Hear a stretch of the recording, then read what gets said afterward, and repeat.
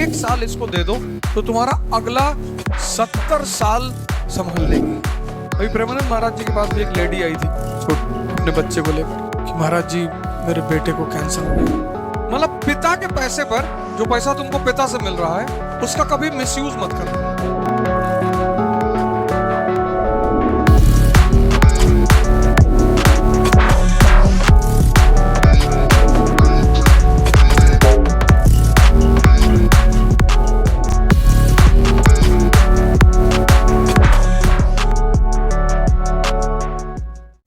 जब तक तुम्हारी अपनी आमदनी ना शुरू हो जाए तब तक कुछ काम मत करना।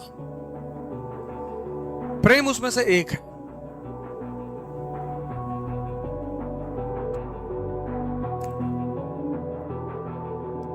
मत करना। मतलब पिता के पैसे पर,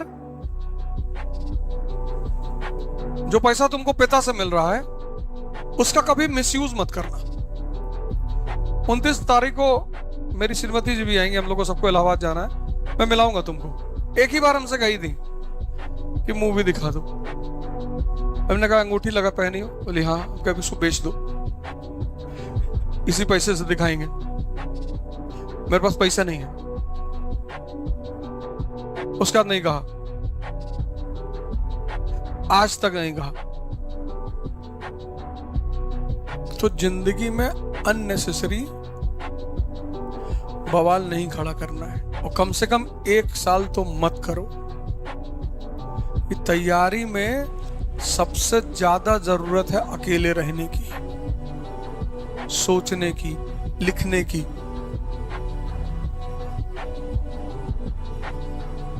ये राज है इस तैयारी का। 1 साल तुम बस 1 साल के लिए सब कुछ कट ऑफ कर दो। 1 साल तुम्हारा 1 साल लेगी ये, तो तुम 1 साल इसको दे दो। 1 साल जो कि कोई बहुत बड़ी चीज नहीं है, तो तुम्हारा अगला 70 साल संभाल लेगी।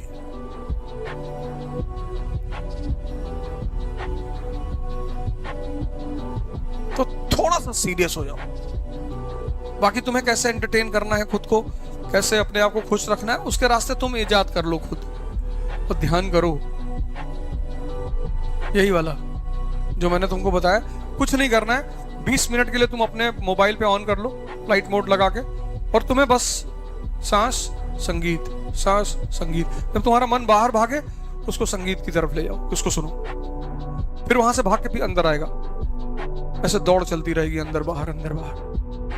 और फिर क्या होगा कि जितने टाइम वो तुम्हारे सांस पे आएगा तो तुमको फील होगी 1 महीने बाद, यार कुछ तो अंदर डेवलपमेंट हो रहा है। बहुत रिलैक्स मिलेगा तुमको, बहुत शांति मिलेगी।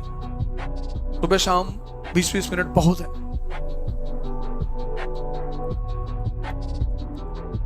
अभी प्रेमानंद महाराज जी के पास भी एक लेडी आई थी अपने बच्चे को लेकर कि महाराज जी मेरे बेटे को कैंसर हो गया।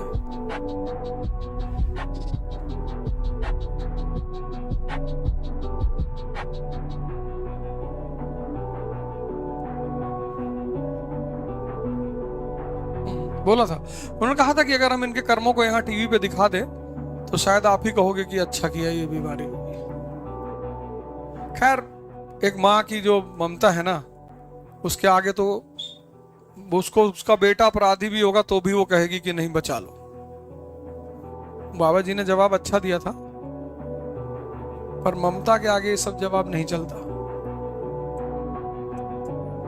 भाई साहब की डेथ हुई अभी 2 महीना पहले, तो लास्ट में उन्होंने हमसे कहा, लास्ट में 2 साल बाद उन्होंने कहा कि अवध सोच रहे हैं कि आयुर्वेद में भी दिखा ले।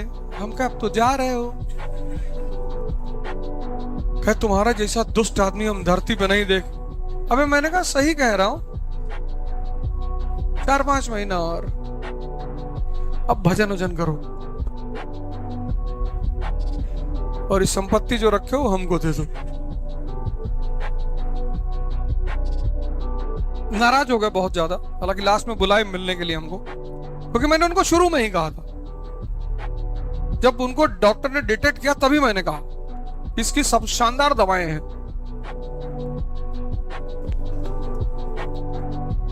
और एक तो सबसे शानदार सेंटर है इंडिया में, धर्मशाला। वहां पे तिब्बतियंस रहते हैं और वो बहुत ही शानदार दवा देते हैं इसकी। मतलब आपके जान पहचान परिचय में कभी कोई ऐसी बात हो तो उसको धर्मशाला का रेफरेंस जरूर दीजिएगा कि धर्मशाला चले जाए। वहां पे एक जगह पड़ती है मैक्लॉडगंज। मतलब किसी को भी पहले ये राय दीजिएगा कि भैया वहां दवा अच्छी मिलती है, आप जा सकते हैं। सिर्फ कैंसर। एक्चुअली तिब्बतियंस हैं और कुछ क्रिया उरा करते हैं और कुछ बनाते हैं दवा, वो है शुरू से उनके पास है वो दवा।